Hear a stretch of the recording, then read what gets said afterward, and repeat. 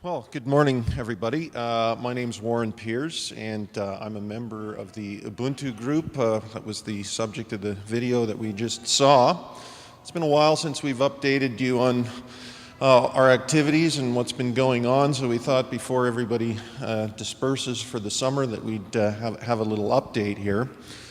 For those of you who are new and don't know, Ubuntu is a group started in this church some 4 or 5 years ago, whose mission it was to try and build a relationship with a sister community in Africa that was reciprocal and mutually respectful, and not simply transfer of resources from us to them, with the idea being that we believe that such a relationship would have much to teach us as well.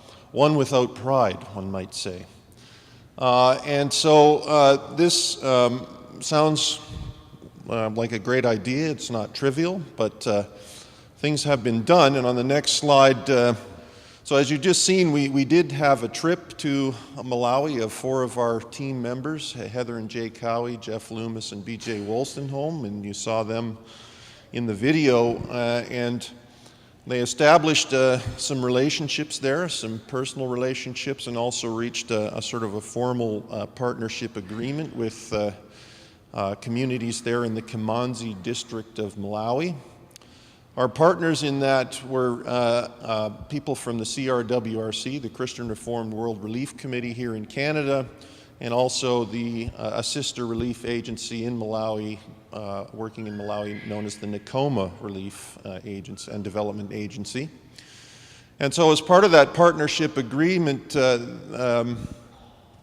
which included the style of relationship, the character of the relationship we would like to have, there were also these 4 projects that were agreed upon and funded. And so seed loans, food for the nursery school, goats, and eco-san latrines are the 4 projects that we decided on. And we recently received a report from Jane Chikakuda, who's the Women's Development Coordinator with the Nakoma Agency. And on the following slides, there's some direct excerpts from that report that we received in April this year. So this work has been ongoing. We can go to those quotes. The seed loans program, several hundred kilograms of seeds for common beans, soybeans, ground nuts, and cassava roots were distributed to dozens of farmers in that district. And her quotes from her report really sort of outline some of the challenges faced by farmers in that area, but also speak to their resiliency and optimism. So some of these crops, or all of these crops, were planted recently. The common beans are suffering from the drought that they're having, but the soya and groundnuts have survived. And they really still need more rainfall, and so this is an area of some concern, particularly this year. The cassava root, next slide, is a crop that was specially requested as part of this agreement. It's a crop that is especially drought resistant. It's kind of a ground tuber that takes several months to grow, and so the payoff is a little bit more down the line than some of these other crops, but it's a great nutritional value and a drought resistant a crop that so far is looking pretty good. So on the next slide, she talks about the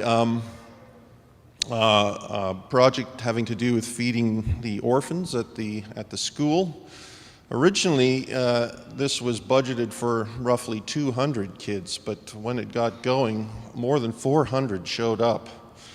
And so this is obviously also an area of great need, and we were able to find the resources to provide enough food for 450 orphans every day for the period of time that is just ending now. And so in addition to giving them food, it also brings them to school, which is also a good thing.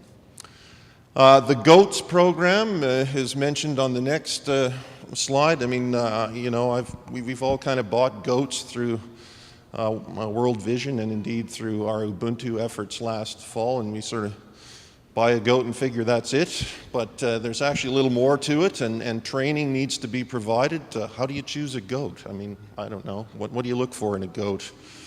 How do you take care of a goat? How do you treat it when it's sick? And so these are all things that NACOMA and CRWRC provide for the beneficiaries of the GOAT program. I think that's listed on the next slide.